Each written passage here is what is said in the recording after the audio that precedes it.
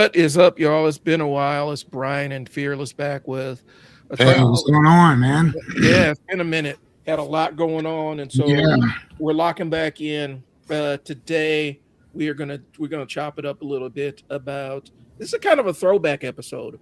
We're going back to the gurus with dubious claims about their record, and the fake expertise, and a lot of this has kind of been brought on by a lot of the discourse regarding Cheyenne Bryant, but she's not the only one that's going to go on the Summer Jam screen. So just stay tuned. Uh, yeah, sure.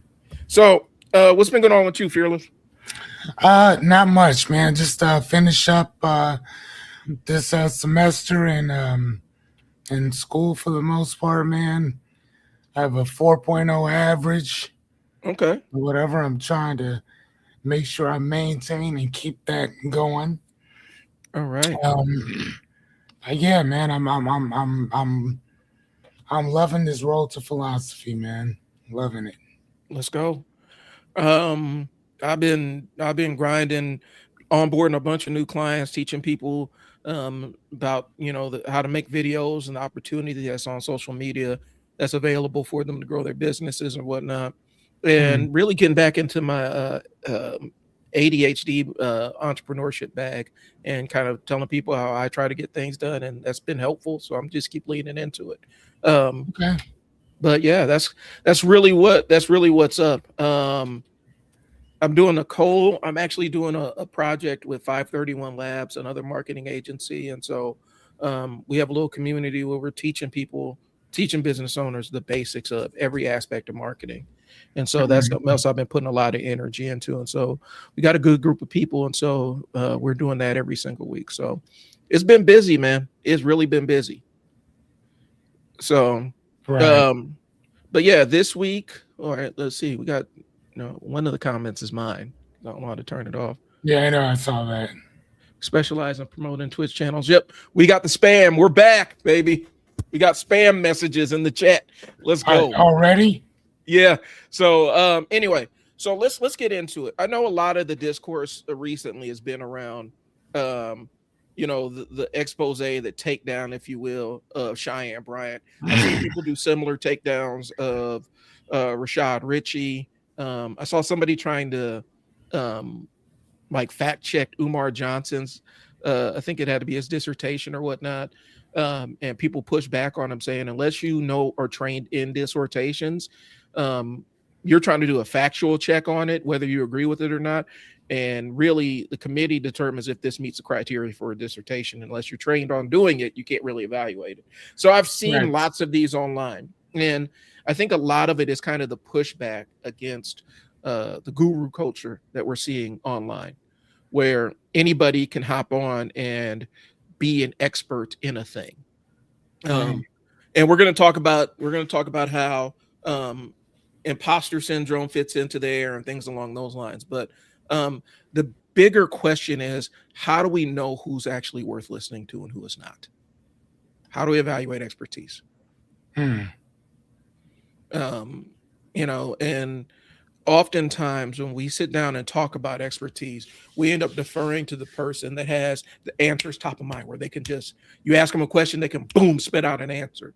And we don't Mhm. really evaluate whether they're not bullshitting you. like, um, and the way we qualify that information is how rapidly can they generate an answer for this question, as opposed to how correct is the answer that they generate. Hmm. And I think that's kind of what determines it. And I'm getting a little bit ahead of the outline, but I mean, even look at the public appearances of Cheyenne Bryant, and look at the ease of which she communicates.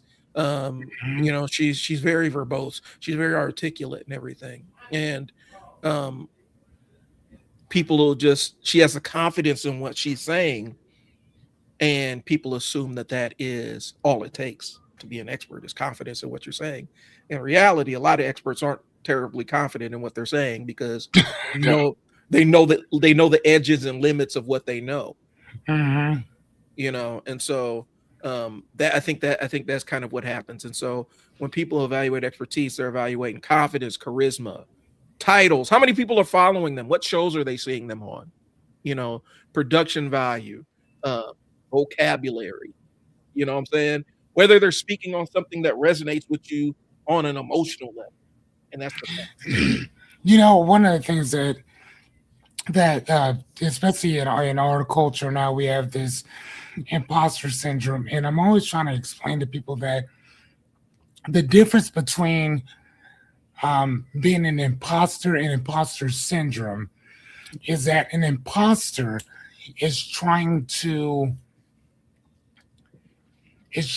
convince you that they are what they are.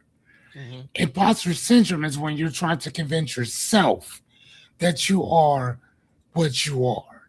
Mhm. And that's the biggest difference there. Or whatever. And a lot of people that we've seen, especially with her, and it's not just her, it's other people too. Um, are they frauds? I mean, here's the thing. I think that is all based on a person's subjective Mhm. opinion on that. I can't.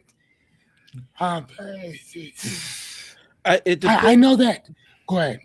I think it depends on how we're evaluating frauds, but I do want to touch Yeah. real quick on the imposter syndrome stuff. And this is just something I found.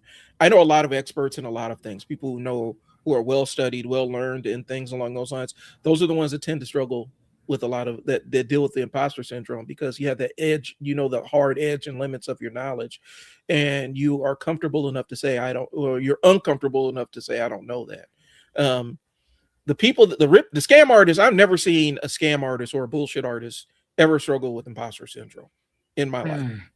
Correct. Because when you have imposter syndrome, from my experience, it's you are overly accountable to the outcomes you produce, where you feel Hmm. like every time you speak, you're supposed to provide some level of outcome, or anytime somebody engages with you, you're supposed to provide some kind of transformation. You feel like you are accountable for their success or their failure. And a lot of scam artists do not really care if you are Not successful at in the all. things that you're doing. And so No. I almost see the imposter syndrome as kind of a check. Like, you got somebody who knows a heck of a whole lot, but they struggle with making sure that they know as much as other people think they know. I see that as kind of a moral thing, as opposed to somebody who's 100% completely knowledge, who has 100% confidence in the bullshit that they have in their brain, Right. and has no fear about feeding other people that bullshit like it is a real thing. So that's kind of um that's where I would draw the line. I think when we see these people pop up on our screen and stuff, invariably, like, people think, Dr. Phil for a long time. Dr. Phil got over for a long time being a doctor, Dr. Phil. Um, and then you find out he lost his license a long time ago, and he's been sued multiple states for his practice and things that he's doing. Um, and but a lot of people had believed that he was an expert in the field he was in. Hmm. And it's like, yeah, he had a I mean, doctor. was he not? He hadn't been at the time, and he had gone years and years and years after, because I think it was psychology. I think he was a doctor of psychology, and he had lost his license years and years and years ago. And the other side was he was actually dealing in issues that he didn't have any direct, real working knowledge in. Um, like, the one place I can actually pull rank on Dr. Phil, which sounds crazy to say, is residential treatment facilities and things along those lines, and organizing, setting those up, and creating pro-social environments for kids and things along those lines. Um, I think that they should have got him out the paint when he first started sending them kids to boot camps that were unvetted and unverified, and had histories of killing kids and abusing kids and things along Oh those wow. lines. Yeah.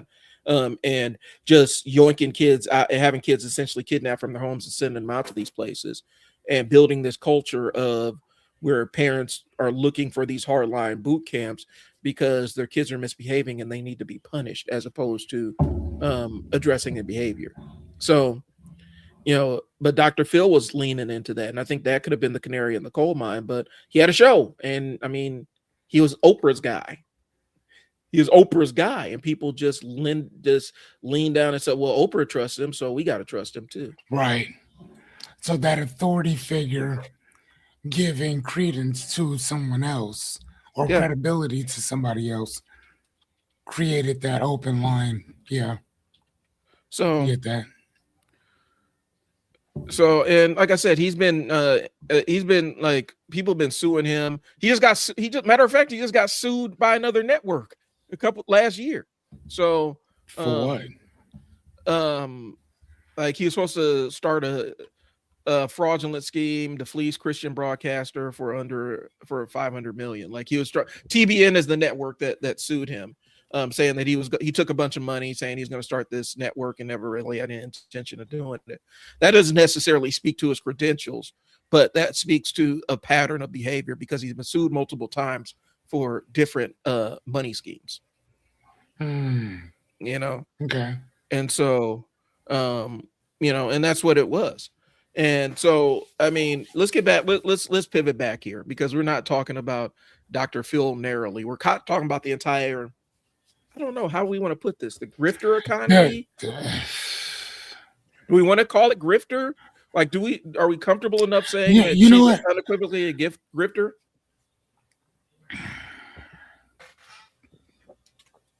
I don't know, and I don't even want to call it a guru um type thing because there's Indian guys who come from India who do that whole guru thing too, Mm-hmm. but they don't ever.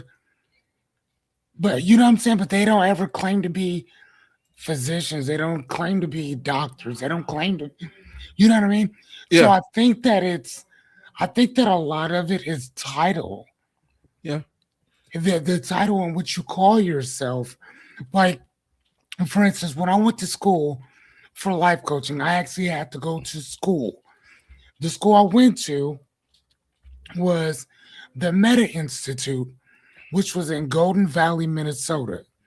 Now, if you look that up, let me see if I can find it. The Meta Institute. Hold on one second, people. And okay, here we go.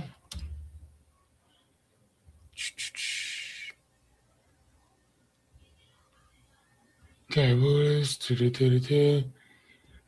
So our school isn't even around anymore.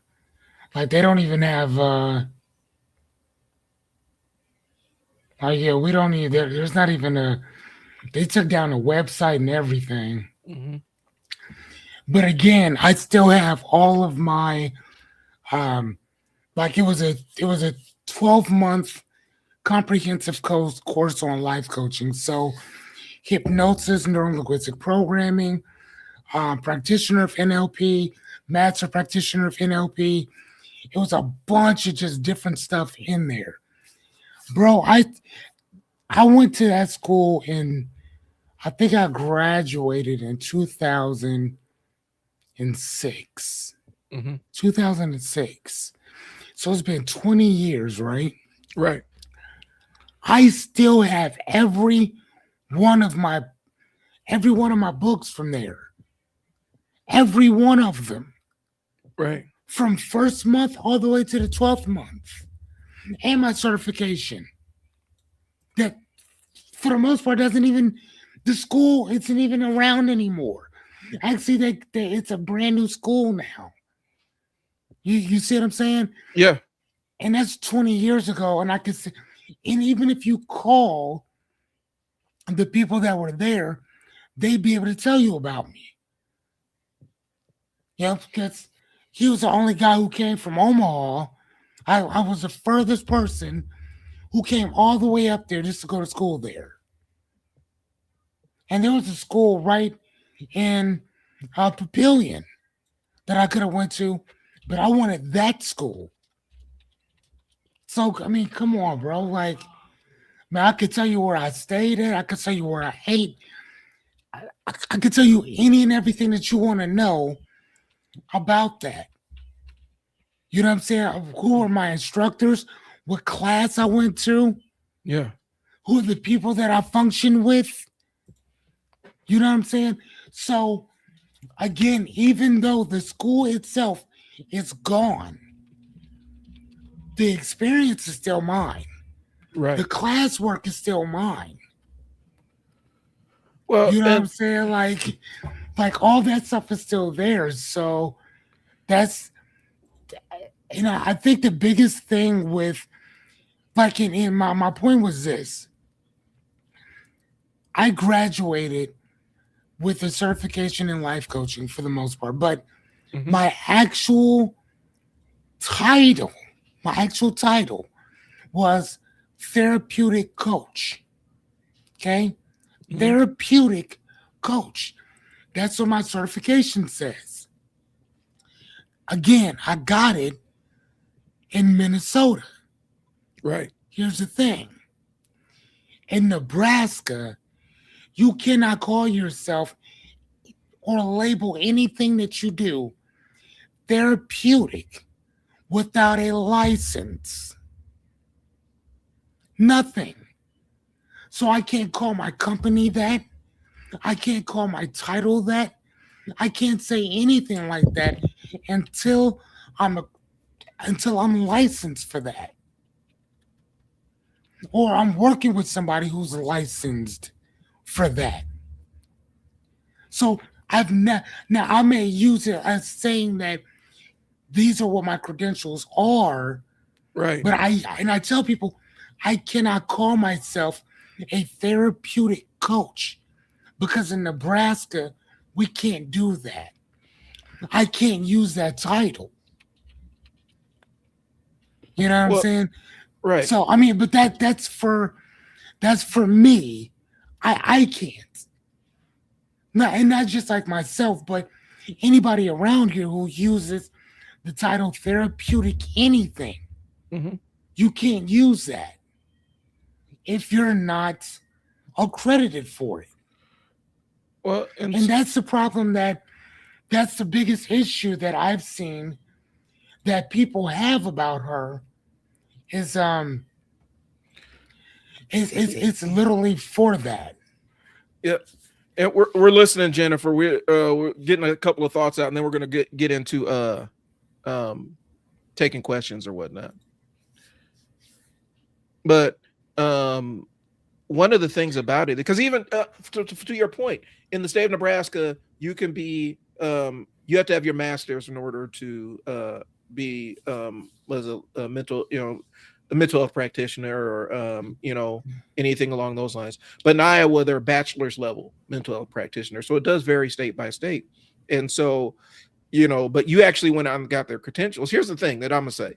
A lot of times we see it in the space where people will get these certificates or degrees from Harvard, and really it's their online correspondence program. Like anybody can go pay $300 to $500 and get a certificate from Harvard. It doesn't mean that the Harvard online thing is fake. It just means that it's not as it looks better on paper, and that's why people get it. Other times people are getting it to kind of grow and learn about it, right? And so I think the challenge is being able to balance out, because here's the thing, and this is what I'll say: just because a person is an expert lawyer doesn't mean that they're an expert physician, right? And just because somebody has credentials and degrees in one area doesn't make them some universal genius in other areas. And I think that bleeds into a lot of it, you know. um Hmm. I think that bleeds into a lot of how we talk about this stuff. Um, if you're practicing in the thing that you are actually taught to do, that's one thing. But I think a lot of times people are trained to do one thing and practice in a bunch of other stuff that they're not necessarily, they have a passing knowledge of, or it's lucrative. Right. Um, and so that's kind of where it's at. Um, and like I said, it is a balance of it, because there are times where just you could even be talking to somebody who's fully credentialed, fully trained in the thing that they're doing, but they still make a mistake. They're still wrong about stuff. And Hmm. so there is that balance. But a lot of times we like the appearance of knowledge. Like we want the appearance of this guru is being knowledgeable in this specific area. Um, and I know there are real gurus and things along those lines, but there are also people that will even claim to be an expert level knowledge in this thing, and they're really not. I've seen it in the marketing space a lot, where you have this 18-year-old kid who's a marketing whiz or marketing expert, and really what he's doing is he's selling you into Go High Level, like their entire white label program. And so, but he's a marketing expert, an automation expert, but all he's doing is selling you a software package. And the way the Go High Level set up, you can white label it and sell it as your own AI marketing suite and put your company brand and everything on it. But the company Go High Level is doing all the stuff on the back end, and people will sell Go High Level installations for $5, $10, $20,000, and Go High Level is $97 a month if you want to do it yourself. So they'll sell these installations, or they'll charge you $300, a month for your website with all the stuff on the back end wired to it. And then, but then they'll say, I'm the marketing whiz, I'm the marketing expert. And all they are really an expert on affiliate marketing, and they're selling you into their program. So it is what we're seeing a lot of on social media. I think that's sometimes it's hard for me to make money on social media because I don't do, like, I'll tell you, yeah, it's just Go High Level. There's repackaged Go High Level and sold it to you. And sometimes that honesty, hey, you don't really need to pay for that. Like, or you can do this for free. A lot of times that honesty does hurt me, but from a business standpoint. But again, I don't feel bad about what I tell people, if that makes sense. Like, I don't have to wrestle with my conscience about it, if that makes sense. And so I think that's the balance. So we talked about, and we don't necessarily want to say guru culture, but it's in the self-help. It's the self-help industry in general. And how we define who is an expert, who's not, who do we listen to, who's not. Because sometimes a person could be sitting up there completely bullshitting with no lived experience and still give you good advice. I think we saw that with one of the subjects of our show today was Cheyenne Bryant. I saw her sitting up there with Cam Newton, and she was saying some real stuff. Wasn't discounting what she was saying, but it's discounting. At some point, you have to say, okay, are you an actual expert to be telling people how to do X, Y, and Z in their lives? But again, though, like even when she's saying to people, cool, you can say whatever you want. Don't present yourself as something that you're not, though. Right. That's all I'm saying. Right. If that's what you want to go out there and say, then go out there and say it. Cool, do you? I don't necessarily have to agree or give you credibility for this and the other. I could care less one way or the other. Excuse me. I couldn't care less one way or the other. The issue is, it's you are gallivanting as something that you are not. And instead of just saying that I'm a life coach who gives out what did she say? She's a what expert? Oh, let me see. What kind of expert did she say? I gotta look it up. She was a psychiatry expert. I think she said psychology. A psychology expert. I mean, she could say that I'm a life coach who gives out a psychology information or whatever. You can say that. If she'd have just kept it at, I'm a life coach and this is what I do, cool.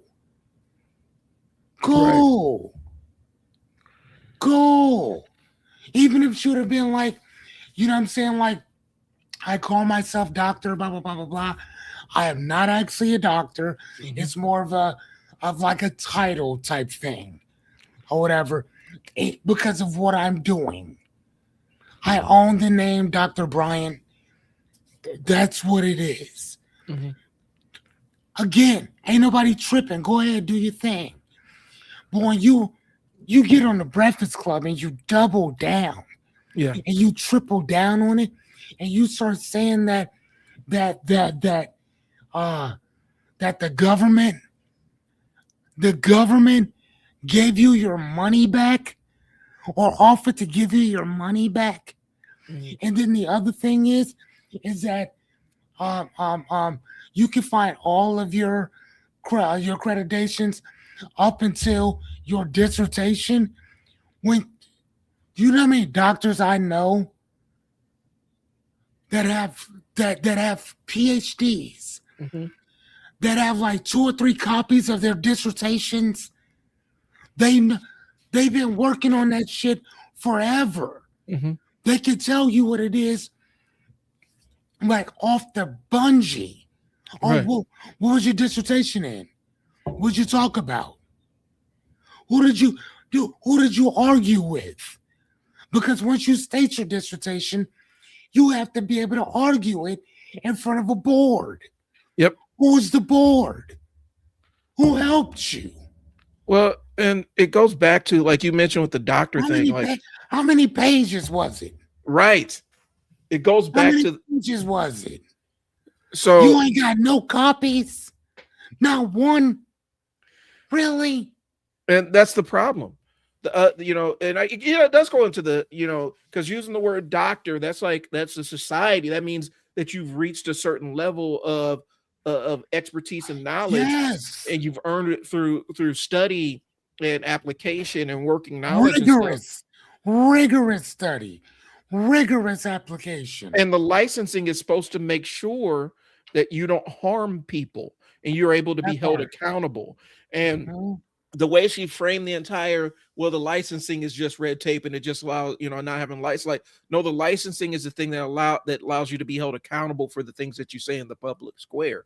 But like I'll tell you, like I audited, like for those that don't know, you can audit courses, right? Like, which means that you do the coursework, do all the other stuff without actually being in a degree program or thing. I've What do you audited, mean?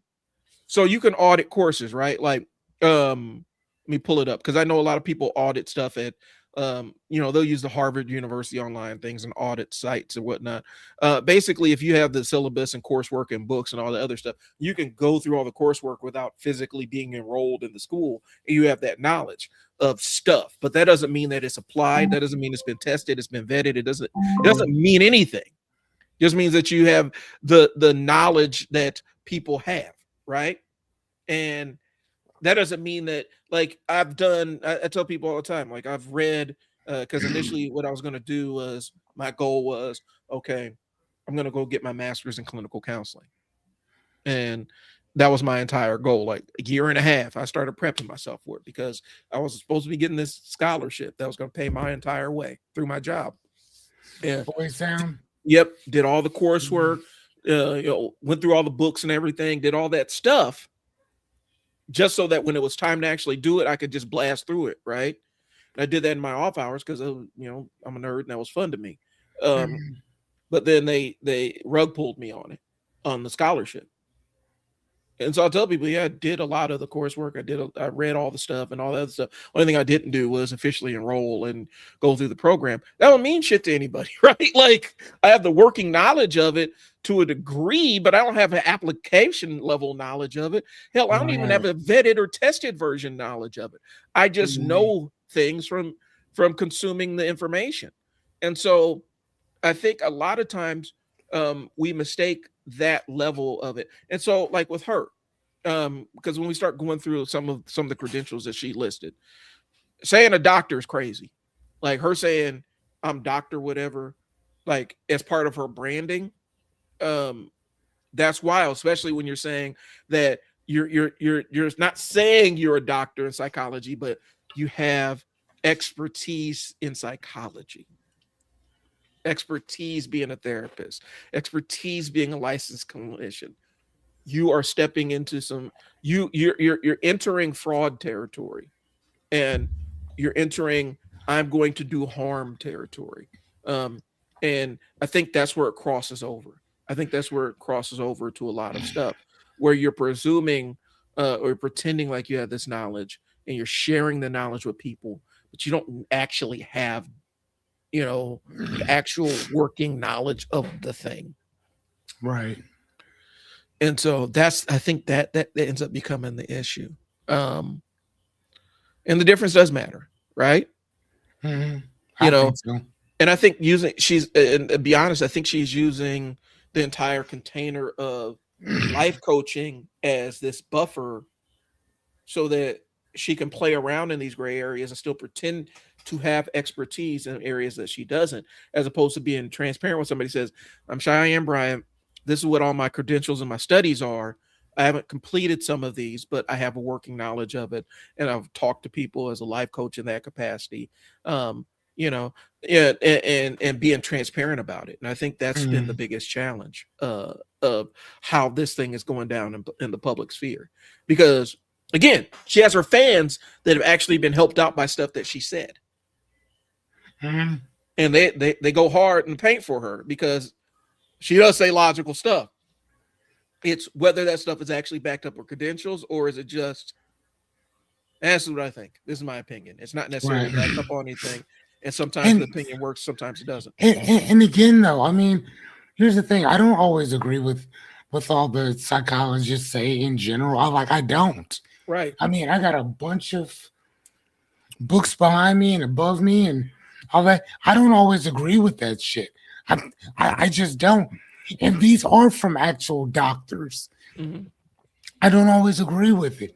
So again, it doesn't matter whether or not you're credentialed or not.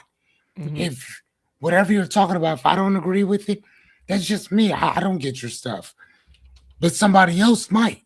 Somebody else might be like, oh my God, that was the best news I've heard. I love it. I Mm-hmm. love, this, that, and the other. Cool. Do you? Mm-hmm. Me personally, I'm good on that. But that's not the point. The point is, and even when people say that she's not hurting anybody, Mm-hmm. yes, the fuck you are. You are. Yes, you are. Because people are going to listen a whole lot more because they're believing something that you are not. And they're going to be like, oh no, well, Dr. Such and Such told me this. Dr. Such and Such told me that. Right. And uh, that's the reason why a lot of them psychologists in California, it's started calling people on her because it's like, dude, you can't do this. Yeah. If you want to tell people you're a life coach, tell them you're a life coach. Don't sit there and act like you're more than that. If you want to give out, like I said before, not philosophical, but what did she say she was Life coach. again? I'll pull it up here Well, because I got to well, jump how over. does she say it? She's a such and such expert. Okay, psychology expert. Cool. You can tell people that. You can say that all day long. Right. Don't call yourself a fucking doctor. Don't Yeah. do that. Don't tell people that you were at some point a licensed therapist. And then here's another thing. She said this on the Breakfast Club when they were asking about, her degrees. She said that when she found out about all this, because she was applying to a law school to be a professor at a law. Go Mm-hmm. back and listen to it. Yeah, I know. I know. I know. That's what she said. I know. I know what she said. You don't see anything in her bio that talks about her actually going to school for law. Mm-mm. And here's the thing. I could be wrong, but the only thing that you're going to be working at at a law school is a fucking janitor. Or you could be working as like in a clinical place, or not clinical, but taking payments from people. But you're not going to be a professor at a law school No. without a law degree. Yeah.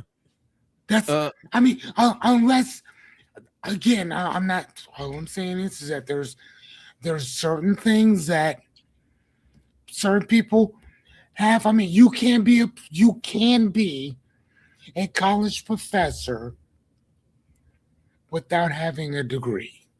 Well, yeah, and It has happened. As a matter of fact, it still happens. that you can be, I'm going to say it again, a college professor without having a degree, honorary or not. Yeah. It happens. Period. But you being a fuck out of here. Come on, man. The thing about Come it on, is, dude. like talking when you take that leap where you're saying I'm going to law school to be a professor. That's a long path. Like you got to graduate law school, and then there's a couple of other steps in order to become an entire process to become a professor. Like right now, You got it's to know what you're talking about. right, and you have You to got to actually know what you're you doing. actually have to have a degree in order to be a professor at a law school. Now you could be an adjunct professor. Like Okay. I'm going for adjunct professor at a local community college for marketing stuff because I have working Okay. knowledge. I got a portfolio and stuff like that. I can actually hold that position and That make speak that makes intelligently. sense. But That to makes sense. to do where you're actually saying I'm going to law school. Like you could go to law school if you got a bachelor's, you could test in and get into law school. You could apply, do all the other stuff to get into law school and pursue your law school, like was it Juris Doctorate or whatever. You can pursue that, and that's fine. But the thing we're saying is there was never any mention about yeah, I'm gonna go get my JD and do the other steps, and that's what I want to do in multiple years. She's making it seem like yeah, I'm about to go do that tomorrow, bro. Like I'm about to go apply and lock it up. And so I think what happens is, and see, it gets really weird when it comes down to the money, because now we have to start evaluating how did she use this label to separate people from their money, you know, and now you start getting into some gray areas. How many times was she booked on a show as a resident expert of the thing? But I don't know, man. Here, I'm gonna throw this in here. I'll be seeing Julian Michaels, the what was that show, Biggest Loser lady? Mhm. She be on CNN talking about politics and stuff, like on the panel discussion. Wrong as hell, just wrong up there saying wrong stuff, um, all the time. And Mhm. so I feel like it's not just social media that gets sucked into this world of somebody is just talking very articulately about a topic that they are not educated in specifically. It's starting to happen in regular news too, like CNN. She's sitting there with people that have degrees in political science and are reporters that have covered international conflicts and all kinds of other stuff for decades. And here's Julian Michaels. Like this guy he taught political science at Yale. And then there's Julian Michaels sitting there arguing with him. Hmm. What are we doing out here? What are we doing out here? Yeah, Like it's kind of she like got that Dunner. What is that? That Dunner. What is it? Dunning Kruger. The Dunning Kruger effect. I mean, horrible. She up there talking about. I remember talking about. She decided she's going to talk about slavery, and then she used the fact that she adopted some black kids from Haiti, I believe, and talking about well, less than whatever percent of people down south or people in the country own slaves, and then you run the numbers back, and it's like that the numbers you're doing don't even make sense because you're trying to take the entire country where slavery wasn't legal in the entire country, and then you're trying to filter that into something that happened in the southern states and use that, and you're diluting the numbers. But she was 10 toes down on it, telling people the history is, telling black folks the history of slavery on a historian, telling him the history of slavery on CNN. It's like, this is crazy work. What is happening right now? But you know what's so funny? I'm reading this book right now. Can you see that? Yeah, Death of Expertise. I think I've read that one actually. Yeah, I'm reading this right now. The Death of Expertise, the campaign against establishment, the campaign against established knowledge, and why it matters. I mean, so like, yeah, I saw this. I was like, oh man, I got to get that. So that's what I'm reading now. Okay. Like, yeah. So, yeah. And so again, you can't go out and call yourself a doctor without doing the things that are requisite of a doctor. And you're telling people from your expertise as a doctor that you really don't have on what to do with their life, and say that you're not causing harm, even if your stuff is right. Mm. Because you're not going to, you eventually, if they keep coming to you, eventually you're going to get it wrong. And you don't have, there's no framework to hold you accountable. There's no, there's no anything to vet you, because even doctors disagree with other doctors, right? But they're All the disagreeing from time. an area of expertise. Yes, because it's called a peer-to-peer Right. review. Like, yeah, and the fun thing about a peer-to-peer review is that you send it. I mean, and here's the thing: anybody who's been to college would know, especially in English composition, Mhm. we all have to do it. We have to read somebody else's stuff and then critique it. Right. I've done it. That's English Comp 1. I had to critique Arthurian legends. Like, and I did that. I took that class on like was it the summer of my junior year as my freshman English. I was in freshman English at UNO when I was like a sophomore in high school, and so I had to do an Arthurian legend critique. It's just a natural thing that happens, but it's part of the academic process. Um, we're not saying that all experts are infallible. We're not saying that just because you are a doctor or you have a doctorate or even a Juris Doctorate or whatever, we're not saying you're infallible. But what we're saying is, if you haven't even earned the credentials to call yourself a doctor, you can't speak as one. You're not allowed to speak as one. It's illegal. It's legal. And so um we were talking about Julian Michaels from CNN. Like, they're like, well, they didn't bring her on as a political correspondent, but they have her talking about politics. They got her as a culture war panelist and public health. What credentials does she have to talk about public health besides being on The Biggest Loser? I'm asking you because my mom was an epidemiologist. She actually did public health. So to say like Julian Michaels is an expert in public health, how? Because she's on television. She's on a TV show as a personal trainer. So now she knows, personal trainers on social media are telling you that, like, V Shreds, that was one of the big ones back in the days. In the weightlifting space, V Shreds was telling people some of the most craziest shit in the world. I don't know what that is. What is that? He is a personal trainer who had a following online, and people were looking to him for bodybuilding advice, right? And fitness advice. And this dude was just making shit up. And people were getting hurt for it. Telling people to, take this supplement, inject this, do this exercise, and people are getting hernias and all kinds of other crazy shit. Right. And it wasn't even stuff that he was doing. It was just stuff that looked good on camera. And so I think that's kind of where we're going to it. I think maybe the bottom line, maybe we can boil some of this down, because I'm going through this outline. It's looking good on camera. Cheyenne Bryant looks great on camera. Amazing. Looks amazing on camera. And she sounds amazing on camera. She sounds amazing when a mic's in front of her. And unfortunately, that's all you need to do to be an expert in the world that we live in. I'm not saying that she's an expert. I'm saying in order to attain that level of expertise where people defer to what you say, that's all it takes. You just got to look great, sound great doing it. And people assume you're an expert. And like I said, it would be different if she said, I'm a life coach. Is she even certified as a life coach? I don't even know that. She just said, I'm a life coach and I've studied this, I studied that, I studied this, I studied that. That is different than saying I'm a doctor.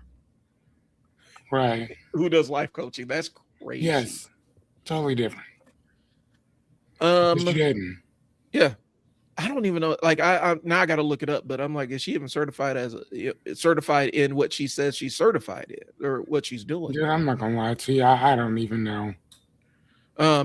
And this does go back to a previous conversation because we talked about the entire Billy Carson thing, right? Like one of the earliest episodes we had was Billy Carson sitting up there arguing with us, an actual legitimate religious scholar who was, I think he was pre-doctoral at the time, and I think he was working on his doctorate. Well, who is this? Billy Carson. What do you mean working on his? No, the guy He's he was a arguing doctor? with. The guy he was arguing with.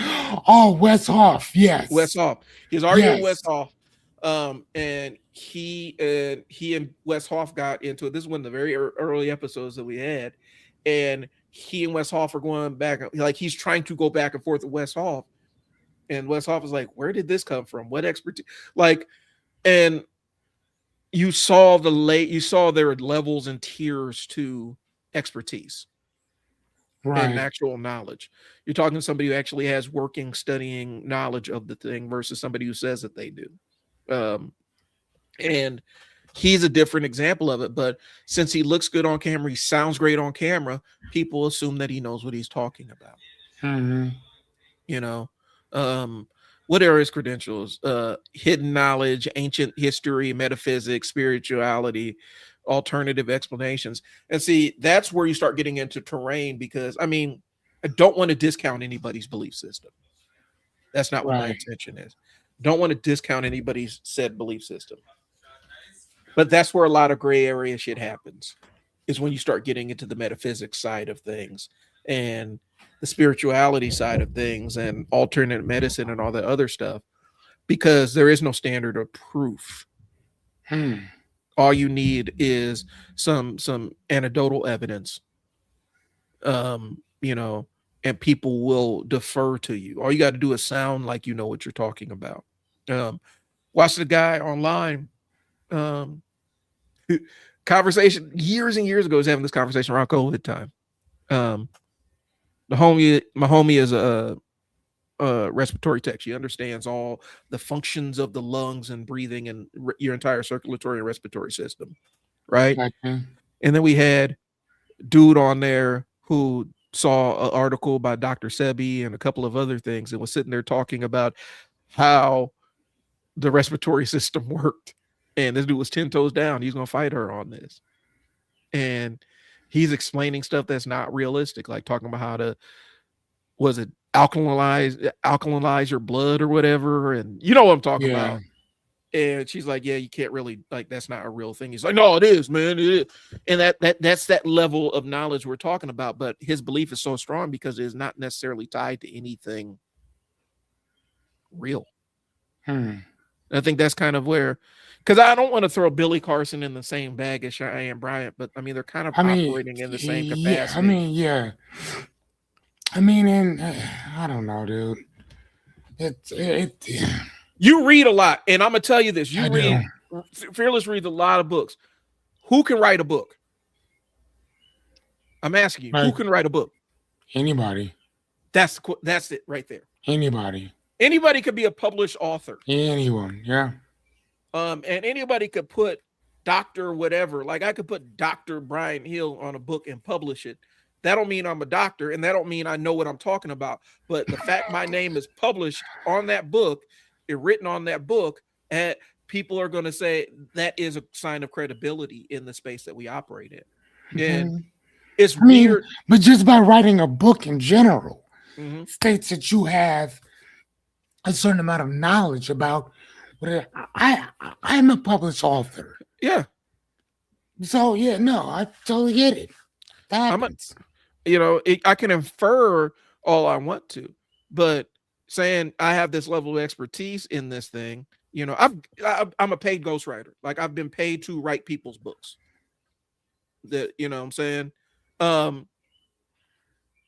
I could say I'm an expert in technical writing and all this other stuff because I've done it. I've been paid to do so, but that doesn't mean that I'm an expert on the technical things I was talking about in the technical writing. I'm an expert in what I was told to tell people about the technical aspects of the thing for the technical writing. That doesn't mean I absorb that information. And a lot of times, the concept in marketing is use your book as your business card, right? So people will use a published book. They'll use the fact that they are published as a business card to get them opportunities down the road. And so that leans into Billy Carson, right? So he leans into it. I think he's published. I think he's A I think bunch he's of books. I think he's published a bunch of books. Um, Founder of his Forbidden Knowledge, media personality, certificate in science with the emphasis in neuroscience from MIT. I think I That's I what think it that was I says. think that was in I think that was in the I think that was disputed. I think that entire emphasis in neuroscience from MIT. I think that was actually disputed. And a certificate in ancient civilization from Harvard. And you can get right now, right now, I can pay a couple Oh $100 man. and get a certificate in ancient civilization from Harvard online. It's the same thing. Granted, if that's even a thing, if that's even an actual certificate.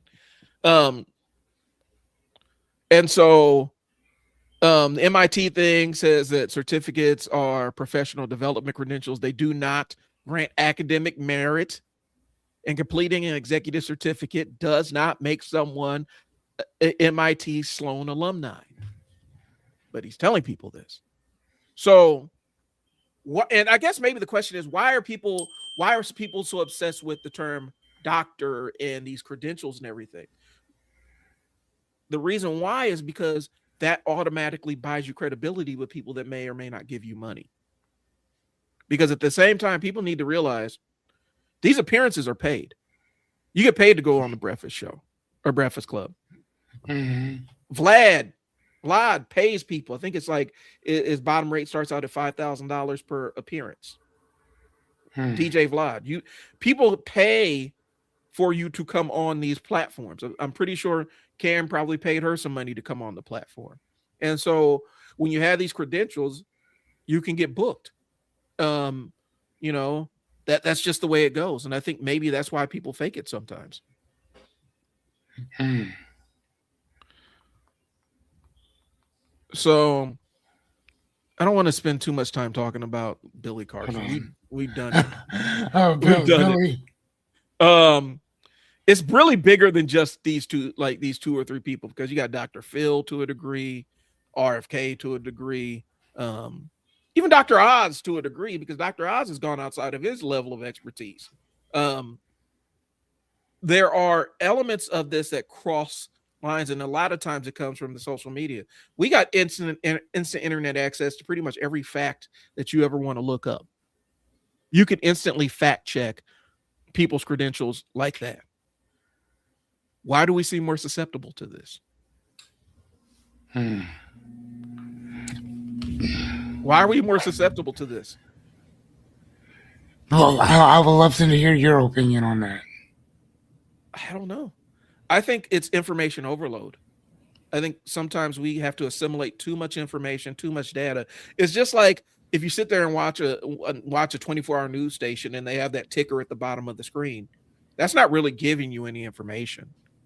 That's giving you blurbs. It's not giving you news stories, but people feel like it's actually informing them, and it's not. It's the opposite of it. And Hmm. sometimes I feel like there's too many places to draw information from. And instantly you're going to filter out stuff that doesn't align with you. So if you're already aligned with Cheyenne Bryant, or you're aligned with Billy Carson, or you're aligned, was it Sebi and all these other people that are in this space, if you're already aligned with them, you're going to toss out the information that proves that they don't know what they're talking about, or they're not who they say they are. If you're already aligned with what they say, I think sometimes that maybe that plays into it. I don't know. I think we're in just information overload. Right. Um, Which is just as bad, honestly. yeah, And I almost think that, man, it almost seems like this is like intentional. you think so? I'm pretty sure it is Well, I know to give Steve. people an intentional overload on Yep. shit. You know, like I do, I Uh, really do. from a political standpoint, I remember Steve Bannon, who was one of Trump's old. It's not one of old. I mean, Trump, like he engineered like a lot of the MAGA movement stuff. He used to call it flooding the zone, where you just keep stacking news story on top of news Just story on top of bullshit. visit. You just keep And again, stacking a that lot of stuff, just bullshit. and people's ability to process all that information fades.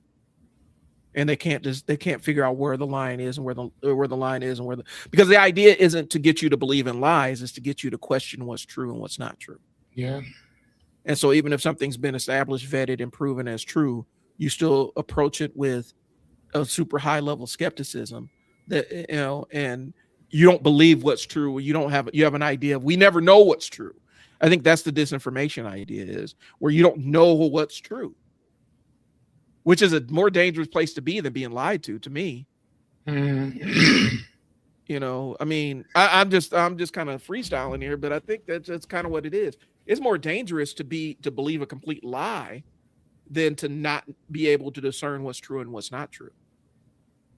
Because you can believe a lie and only impacts one aspect of your life. If you can't discern truth from lie in any aspect of your life, you're in a very dark place. Yeah, you about to have a problem. And I think people like Cheyenne Bryant and Billy Carson and all these other people, Jay Shetty kind of falls into that too. I've seen Jay Shetty on some bullshit too. Yeah, but I mean, I think that with Jay Shetty, because I read his book too. Mm-hmm. I think with his outlook, so I think that his thing is more like twofold. Again, kind of like going with Cheyenne Bryant. Mm-hmm. Jay Shetty's a good-looking guy. Yep. Very good-looking guy. And the fact that he used to be a monk makes it even better because he understands the concept of capitalism, but he also understands the conflict of having nothing. Well, it goes in being with you. You know what I mean? Whereas Dr. Cheyenne Bryant, on the other hand, there is no humility there. Like none whatsoever. Yeah. And even when she was on that morning show, and the newscaster asked her, like, since you can't show and prove that you're a doctor, why not just remove it and say, hey, forget it, Cheyenne Bryant, this is what I do, blah blah blah blah blah. It's branding. But again, she just kept doubling down on it, like, I earned this, I earned that. But you can't show and prove it. Mm-hmm. Any of it. So take doctor off of it and just ride with this. And she's like, that's the hill you're gonna stand on. She's like, yes, that's what I'm gonna stand on. And then she's talking to the reporter or the interviewer, and the interviewer's like, because she's like, I think she said something along the lines of, you know what I'm saying? Mm-hmm. And she said, yes, but not really. I'm kind of paraphrasing. And the lady started talking about all the schools she actually went to. Mm-hmm. So she's like, nah, not really. Like, I'm quick to tell people exactly where I went.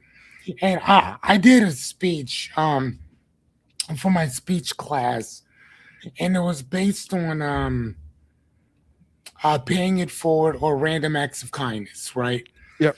And I remember I wrote this whole entire speech and I gave it. And it was about one of the things that I do, and I think I've told you about this. If I see somebody reading a book, if I'm out at lunch, dinner, breakfast, whatever, I'll pay for their whole meal. Mm-hmm. Right? And I do it all the time. Anytime I go somewhere, I see somebody with a book, I'll pay for their meal. Most of the time, I'd say 90% of the time, they don't even know it's me doing it. I'll pay for the meal and the tip. Right? Okay. And I've been doing this for years. And so for my speech for random acts of kindness, I ain't got to reach far because this is something that I already do. So One of the things that I tell people is to acknowledge that when a person is reading a book. And I was like, I guarantee you, if you walk up to a person and start talking to them about the book they're reading, All of us who love to read will talk to you about our books. And then if you start asking, okay, let me ask you, Kindle or physical book, we will all talk about that. We'll Right. all comment on it. I don't care who you are, right? You might find maybe 1% of people who don't want to be bothered, period.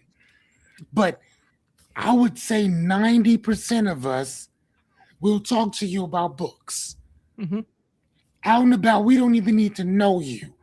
And we'll talk about our books, right? Right. You trying to tell me that that I found the only person in California who has a doctorate who doesn't want to talk about their dissertation? Who Yeah, can't find their dissertation? Like that's right. really? Like bro, I found the only person in California who's a doctor, but and I still haven't heard anybody ask, what was your dissertation on? Right. It just What was it on? They just asked, do you have one? it's an avoidance thing.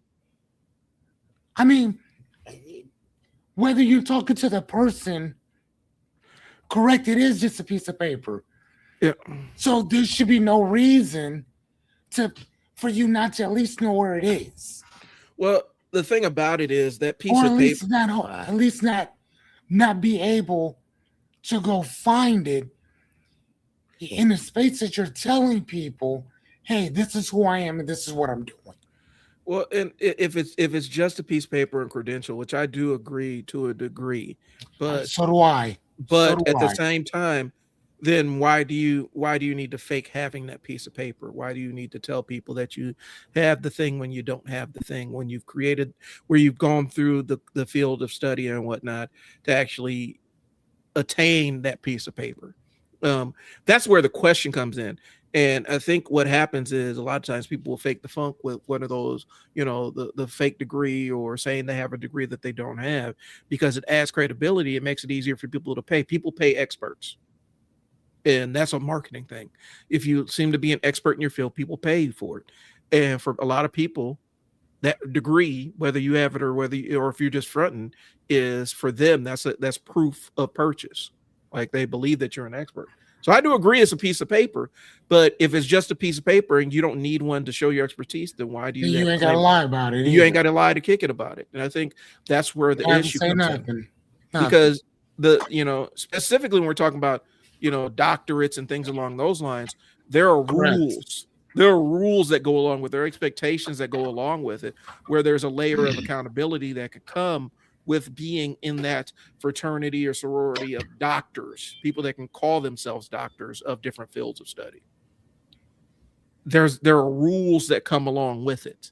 And when you decide that you're going to call yourself a doctor of whatever, you're agreeing to whatever the rules are around that doctorate. And so that's where I'm saying. And so, unfortunately, um Especially in mental health, man. mental health is mental health. Especially in mental health, man. You don't want, I saw a cat on YouTube. Especially in that. If you said that you had a if you said that you have a degree, a doctorate in philosophy, who gives a shit? Hmm. Ain't nobody gonna care. Or you Right. have a doctorate in theology. No one gives a shit. I Hmm. mean, at least I don't. Cool, I don't care. But to say that you have that but to say that you have that, and especially in a field like mental health, bro, that is so dangerous. Yeah, because you can actually get people killed. Like, you can actually Correct. you could actually give somebody that is mentally unstable bad information, and since there's no mechanism to hold you accountable for that, if they harm themselves or something along those lines, you have an indirect part in the negative outcome. I've seen a doctor, somebody who's actually licensed as a mental health practitioner, online running a YouTube channel, they had to do a full apology and retraction video for Yes.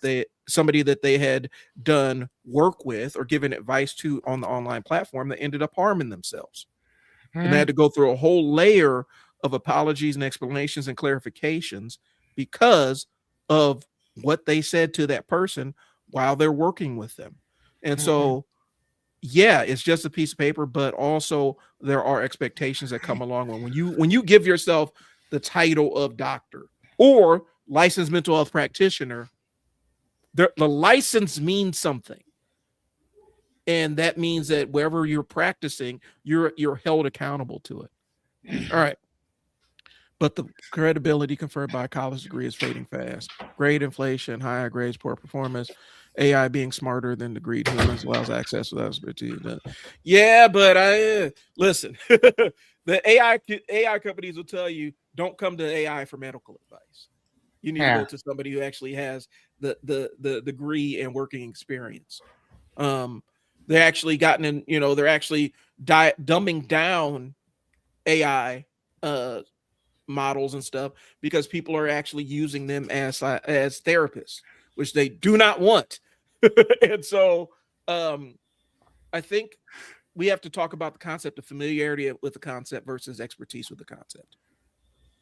You I can mean, and go ahead. you can watch a YouTube video and be familiar with the concept, right? Hmm. You can watch a YouTube video and have a level of familiarity with it. You can watch 5 YouTube videos and have more familiarity than somebody who's never experienced the concept before.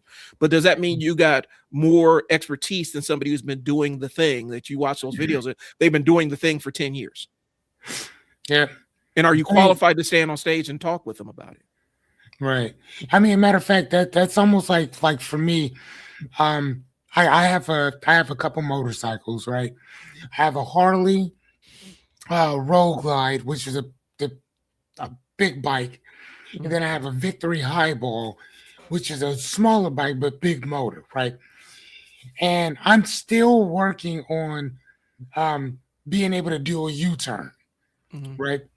Look, do my U-turns and all that stuff. Um, if I were to start telling people that I'm a motorcycle instructor and I still suck, I'm not good Mhm. at riding my bike.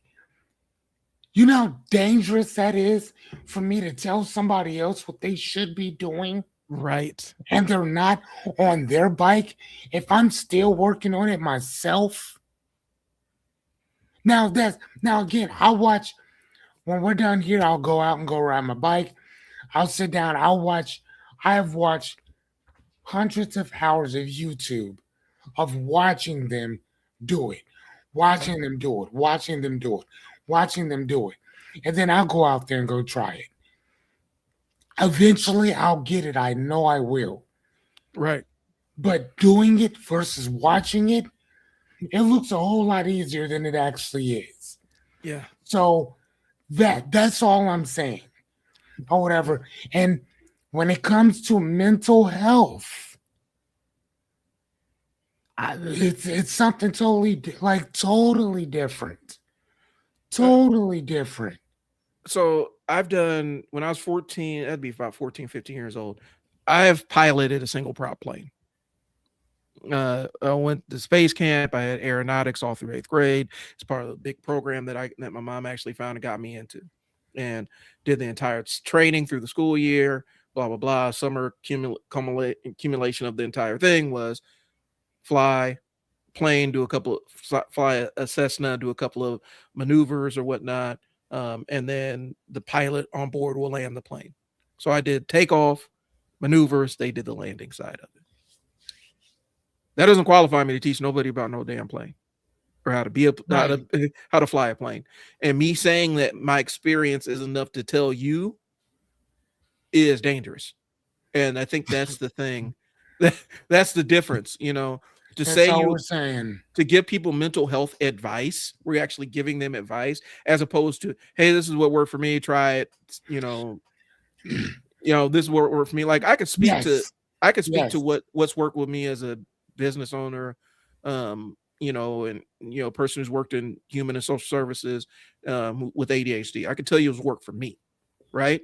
But when I put on the hat of now I am a licensed credential therapist telling you on how to manage your ADHD, that is a place where I don't belong. Even though I have all the lived experience of somebody who's lived their entire life with it, doesn't mean that I have the direct experience as a practitioner. Right. Um, and so I think that's kind of what it is. I think we tend to devalue. I think what the place is, we're devaluing post-secondary education, devaluing college, because it's been framed as this career thing. It has been framed as a career preparation or track. It's been basically, we've been selling college as something it hasn't been for the last 50 years, right? Mm. College is just social proof that you can stick with a thing that is difficult and leave with a degree, right? Stick with the field of study. It is not a career track unless you are like an engineer or doctor, something along those lines. And even then, it's not 100% of a career track. I think we've been sold this thing that college, this mythology that college is this magical career track that's automatically you go to college and then you get a job in the thing that you went to college for. And that is not a reality for most people. But that also doesn't mean that their degrees are worthless or devalued or, or anything along those lines. It just means that, they had the way it was posed to me was, we don't necessarily care if you have a master's or the hiring process. We care that you committed to getting a master's and show that level of ability to stick through a thing. So we don't care what knowledge you get from it. It shows your level of commitment to the thing. And that's what they were looking at. And so I think we view college in the way that it's sold to people as this magical career track, just like how we do with high school. Like high school, people, what you went? I went to high school for 4 years. What did I get out of it? Well, I'll tell you what I got out of my high school going for 4 years. I left with a portfolio of houses that I've rendered in 3D. Like I was on my way to to being an engineer, but I pursued that in high school. I did that myself. I went and pursued that. Yeah. I know people that I left with an internship, engineering internship, and so it depends. It's a garbage in, garbage out kind of proposition. But Yeah, and I like what you said there. But statistics in the job markets prove that the college degrees have been tremendously devalued. That's not an opinion anymore, but a fact. Okay, what's job market? So I was going to ask you, is it a fact that college has been devalued, or is it a fact that that's your opinion? Yeah. You know what I'm saying? Because those you're saying, and again, I'm just trying to understand like where you're coming from. I'm not agreeing or disagreeing, but looking at this this thing here, let me show you my screen right quick. Okay. No, please. Hold on, share screen. Where are we at? Oh damn! What? Okay, share. Can I? Damn, dude. Like we haven't done this in quite a while, haven't we? Mm-mm. So I'll follow Okay, up. here we go. Okay. So right here it says that nearly 2/3, 63% of Americans now believe a 4-year college degree is not worth the cost due to high debt and a lack of specific job skills. This represents a dramatic shift from a decade ago when the majority of the public viewed degrees as a definitive path to the American dream. And now it says that perceived value is only 35% of Americans still consider a college education very important, plummeting from 75% in 2010. Mm-hmm. So yeah, Liberty Twitcher, I totally understand what you're saying. And which is really kind of crappy too, because uh, declining faith in college spans across political lines and demographics, primarily driven by exploding tuition costs, political polarization on campuses, and the rising appeal of trade and vocational schools. Are they actually building more trades in vocational schools though? Yeah, let's talk about the invisible hand of the market a little bit here, okay? Because we do need to discuss what goes into determining, because there's a couple of case studies I gotta find, but I read them a couple years ago because I was actually doing, I think it might have been a paper or something about the college degrees and the price of them and whatnot. I agree And with you, Liberty Switcher. I agree. any employer can tell, or any employer can tell you mere college degree doesn't mean much anymore. Unless they say, I unless they, agree. but then if we're saying that, then why do they have college degrees as requisite to get the entry level position? So we can't on one end say that it doesn't mean anything, but on the other end, you have to have it in order to get in the position. But I'll throw this in here. So, can I Yeah, interject right quick? So I think what Liberty Switcher is saying, because I do understand where they're coming from on that. It's kind of like the same argument that we made before, whereas the reason why employers are hiring and making sure that you have college degrees is very simple, because they can pay you a shit wage and get top tier people for that shit wage. As before, I pay you a wage, and a high schooler can come in and get that same exact job for the most part. yeah, Whereas people with associates, bachelor's, master's degrees are now coming in and taking those subpar jobs yeah. because they can, because the job market sucks. But let's throw this in here because, and now we're going. This is what I got to throw in here. And you could we could talk about it, look it up or whatnot if you want to pull it up. Um, it does break down so on socioeconomic lines too, Okay. because as a black male with a degree, my likelihood of getting a job is roughly the same as uh, a white male with similar experience that doesn't have a degree, depending on what industry I'm going into. Um, and Even so prison experience, actually. yeah. And so like you could actually have he could actually have a criminal record, and his likelihood of getting a similar position is higher than mine with no criminal record and a degree. And so what does that say to me if I'm trying to step to these jobs as a black person with no degree, knowing that I'm already behind, even though I have a degree? And so there are layers to this. We can't just do the broad brushstrokes and say is completely worthless for everybody, because Mm. we can look at some of the other data and say that is also a thing where I could have a similar level of experience and have a degree, but my opportunity to get hired in this job comes down to other factors that I have no control over. I have a control over my degree and my expertise, but if said hiring manager is working with some unconscious biases, and it's like, well, let's give this guy a shot. And I've actually had that happen to me where Mm. I've been told I was the best person they interviewed and told that I was a perfect fit for the job. But they had guy over here who got themselves in trouble for sexually harassing employees, and it was just his time because they needed to move him from where he was because they wanted to get rid of that position and move him back to the position that he already had. So Mm. I'm coming in telling you that we can't clearly say that because some of that doesn't apply depending on who you are. Some of it is you absolutely have to have a degree and then more and then some to qualify for the same job that these jobs don't think is like we don't need a degree for this job. Okay, cool. So if somebody without a degree has roughly the same ability to get a job that I do, based on immutable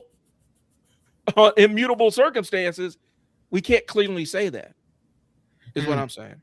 And so No, I get it. we have to look at that too. And so I think when we look But at right. qualifications for it, when we talk about qualifications and who's qualified and who's not, some people getting a degree is not optional. And for some people, getting a degree is 100% optional. I have friends that I got friends that dropped out of school and they're doing great, but they had the connections. They such and such was the son of such and such's uncle who runs such and such, and then they ended up getting something. Or they built their own thing. And for me, like I stated before, I'm going to school. You already know, I have no intention of working for somebody else. Right. I'm not going to school because I need a job.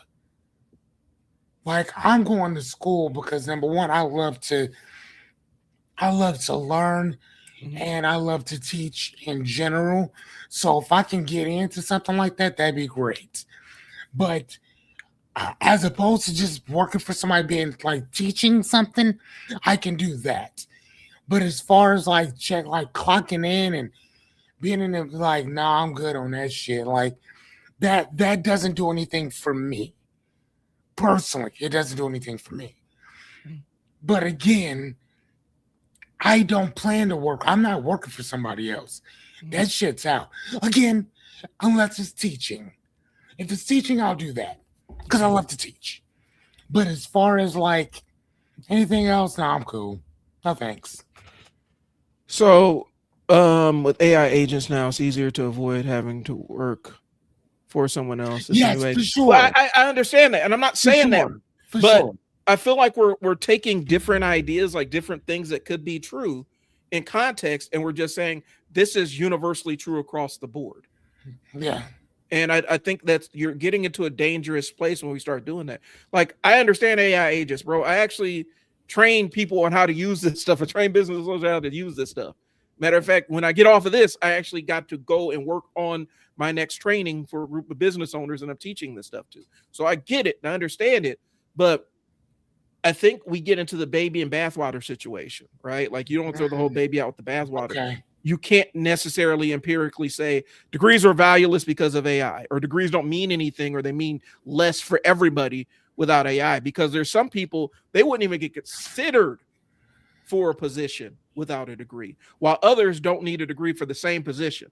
So unless we're willing to have that conversation, we can have that conversation. Now let's talk about the invisible hand of the market, because that is also determining, for a long time, that was determining how much college tuition was, because there are colleges out there for a long time that prided themselves on keeping their tuitions low, and they're never able to hit their enrollment numbers. They raise their price of their tuition, and guess what? They raised the price of their tuition, and guess what? The signal to the market was, oh, since you're paying more for the education, it's more valuable.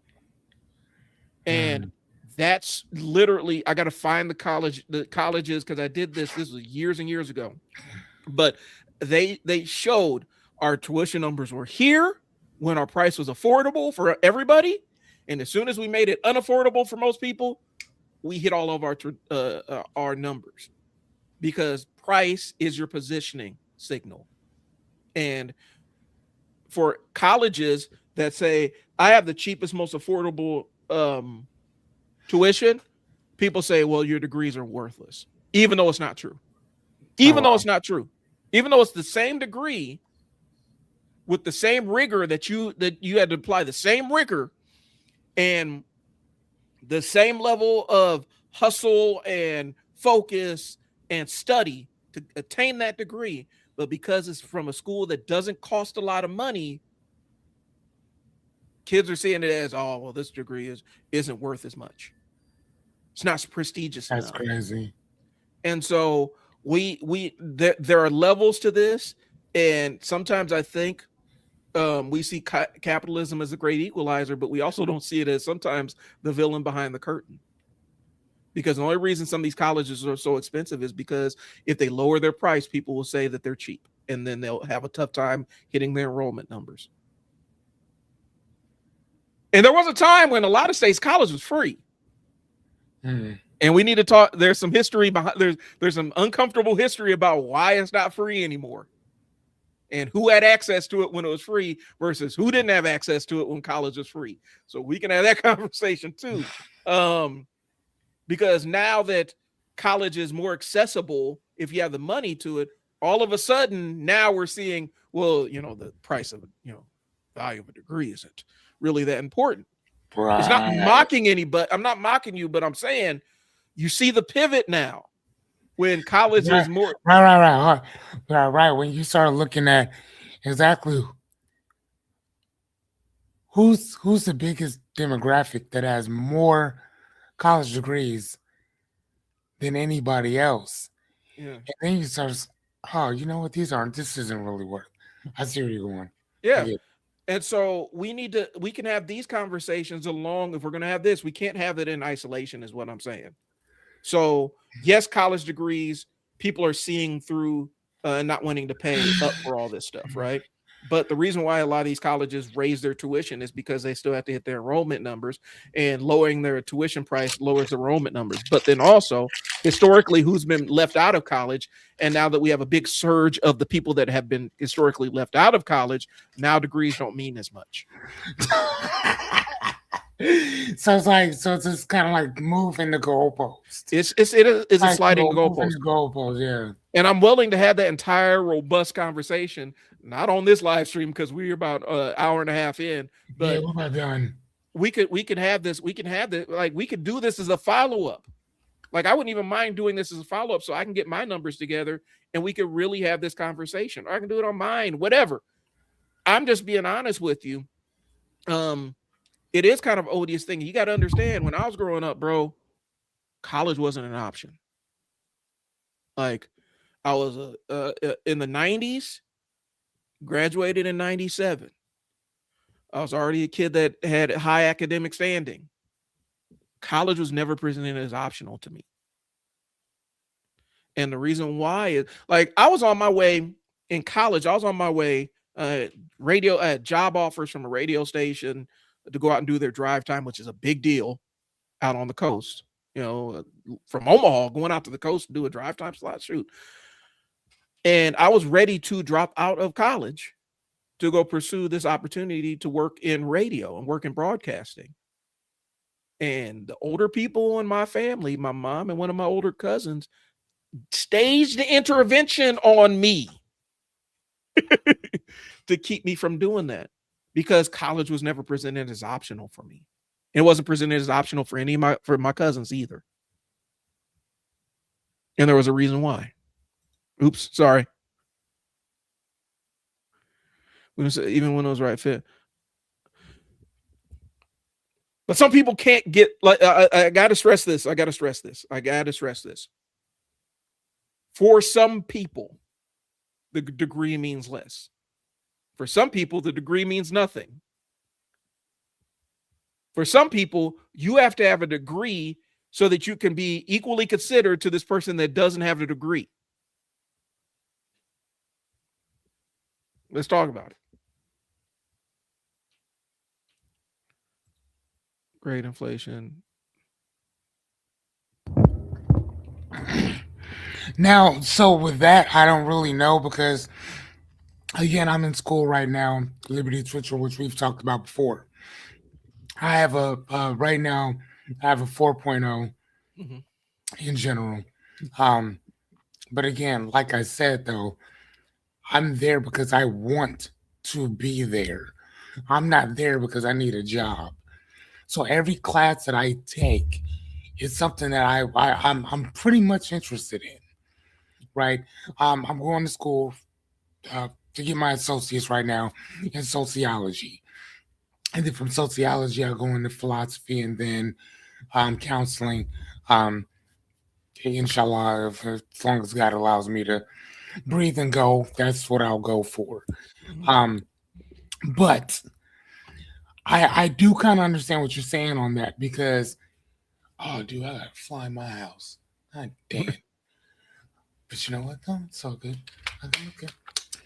Got my book. It's all good. So we're good, ladies and gentlemen. But yeah, I totally understand where you're coming from, though, on that, because my professor used to tell people all the time, like, man, when you're writing your papers, I still see that you guys are not putting the right indentations in your papers. You know what I'm saying? You guys are still not doing this, still not doing that. And that was like towards the end of the semester. So I'm like, dude, who are you talking to this much that they're still not getting it? You know what I'm saying? Mhm. So I understand why teachers offer so much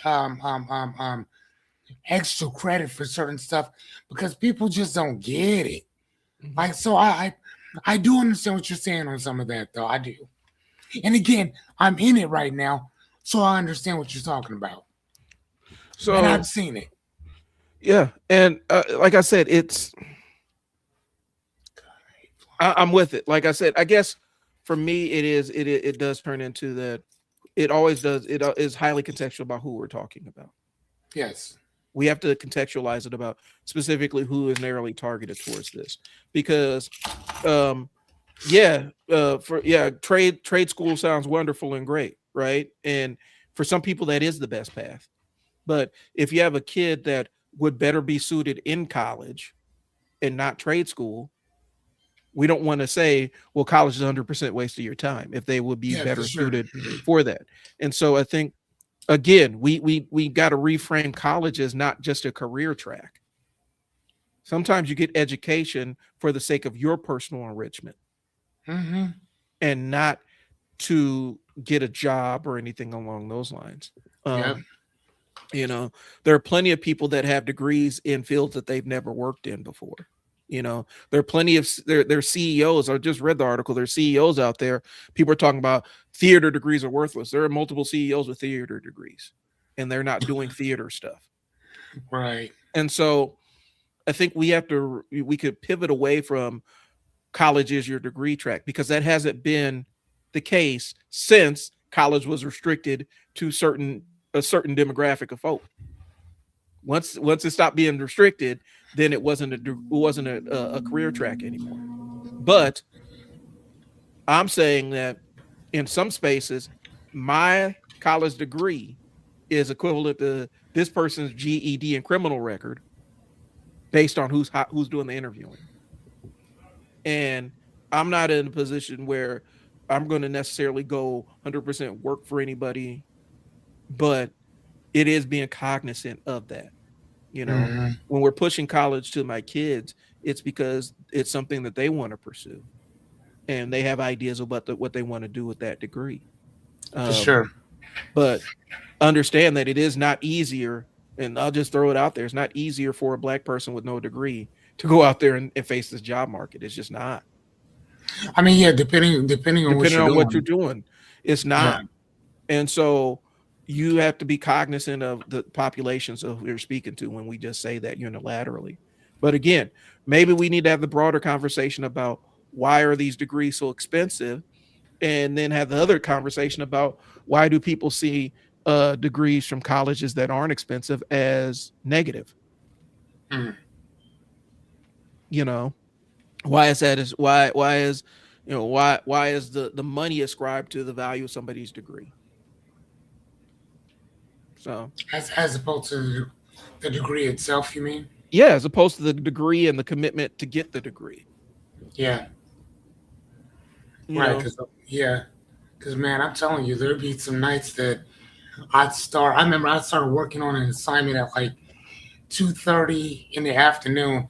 Man, I didn't finish that assignment till like 11:30 at night. hmm Like so, yeah, no. yeah. Well, NBA is MBA, so they've been questioning the value of MBAs for a long time. Oh my God, like yeah, I never understood that. And I've for never understood that. I've also never understood the having a degree in theology either, but that's just me. well, Oh, and so a lot of times MBA, a lot of people who are on the MBA track, especially at Harvard and some of these other more renowned business schools, the track they were on was management consulting.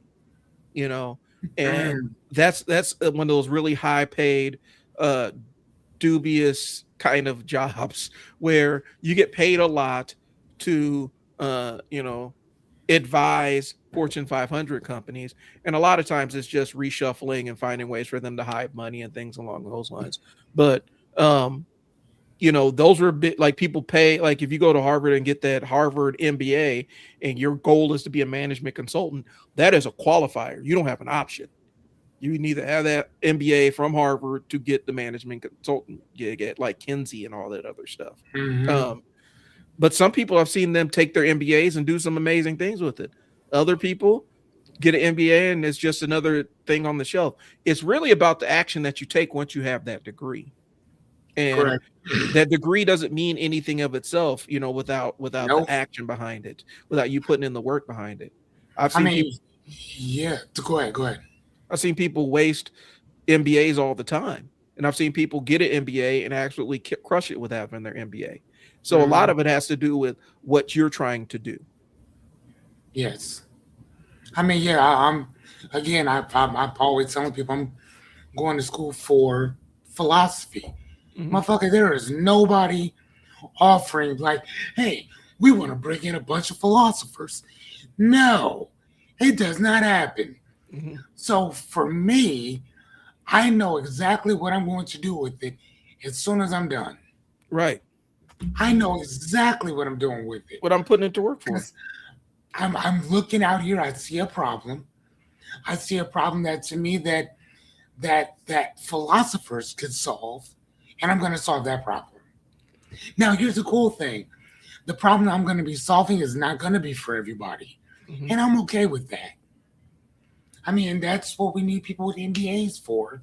Yeah. Because the problems that they solve are not going to work for me. So, If eh, I if I ever decided to go back, I'd probably go back uh to, you know, be a psychologist who specializes in adult ADHD and there you go. and also cognitive science. That's what I would go for because that's what initially I was interested in. And that's Right. what my path was. I was going to get my master's and I was going to get my doctorate, and life changed.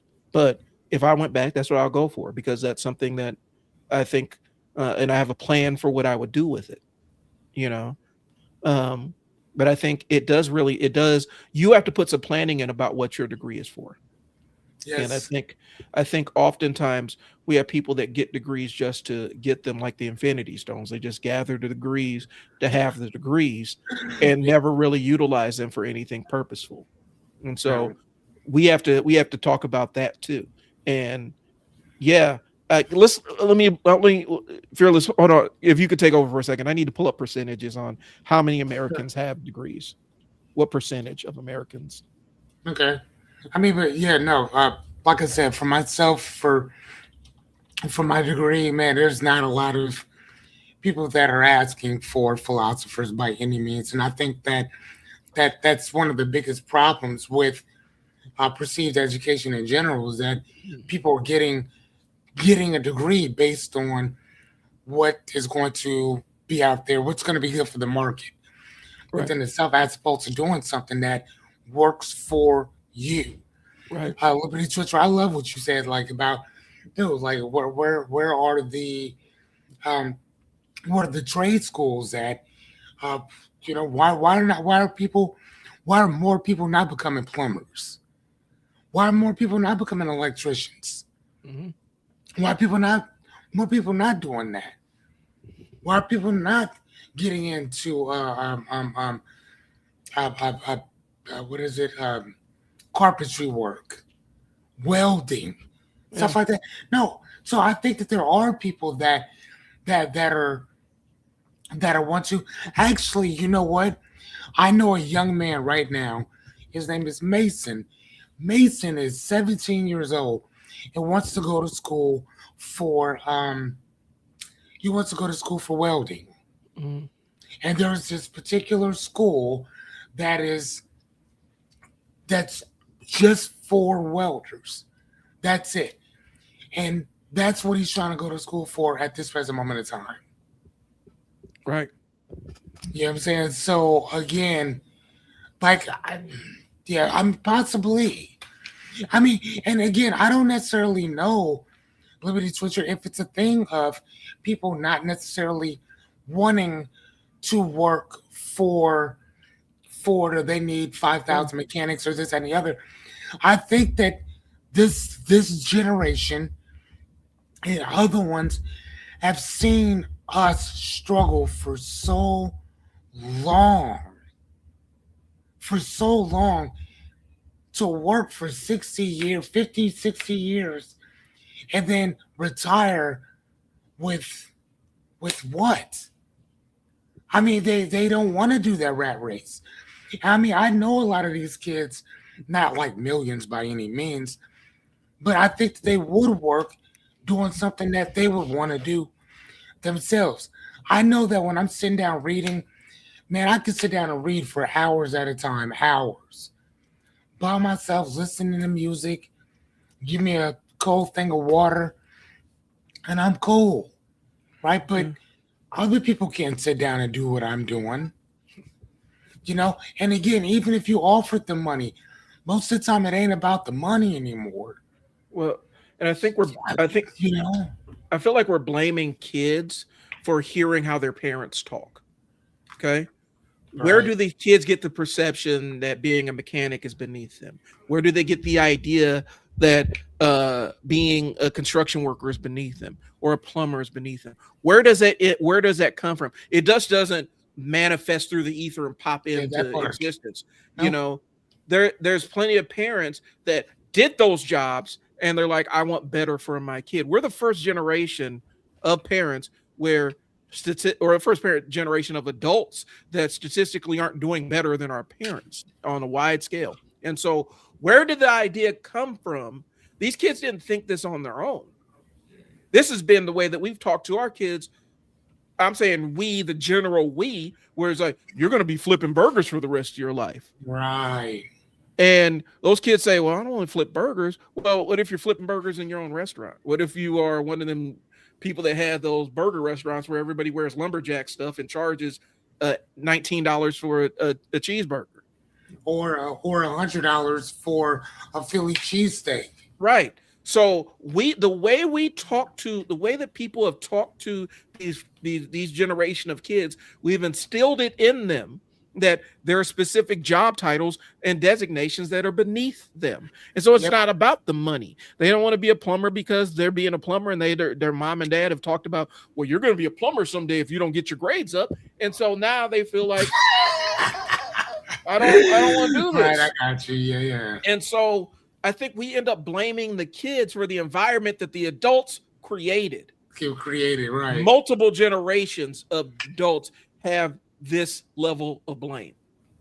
And we're blaming the kids for literally taking what we're saying to heart and believing it. And so Mhm. I think that's ownership on the parents too.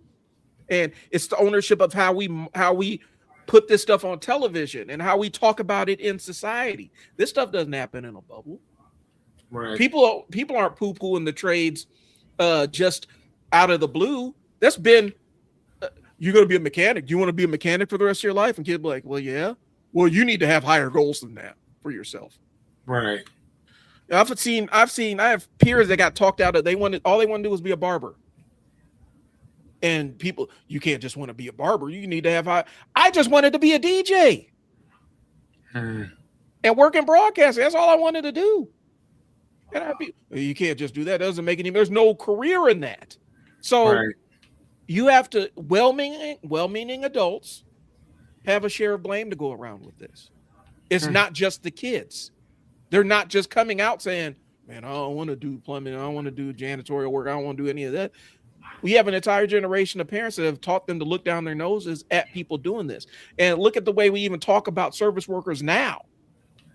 Yeah. They don't deserve to make a living wage because they haven't earned a position to be requisite. You shouldn't have a living wage if you're working at McDonald's. What if that's literally you got laid off? That's literally the only job you can have. So you are like, because you cosmically the universe has decided to punish you. You don't deserve to earn enough for your 8 to 10 hours that you put in every single day. So Right. we have to look at how we phrase the way that we talk about this kind of stuff. I agree. So I'm not necessarily disagreeing with you. But Nope. I'm saying there's a little bit more context that we need to add to the conversation. Yeah. Hey, we need to Wrap kind it of. up. Yep. Yeah. So we'll finish this up next week. Yeah, for sure. I love this convo. And Again, we'll we talk started about off talking about one thing, and then we got into some other stuff. Yeah, we'll it's talk about great. higher education and all that other stuff next week because I Yes. finally got my numbers and all that other stuff. But Yeah. we need to get to going. We'll talk to you guys later. Thanks for tuning in. Talk to y'all later. Peace. Thank you, guys.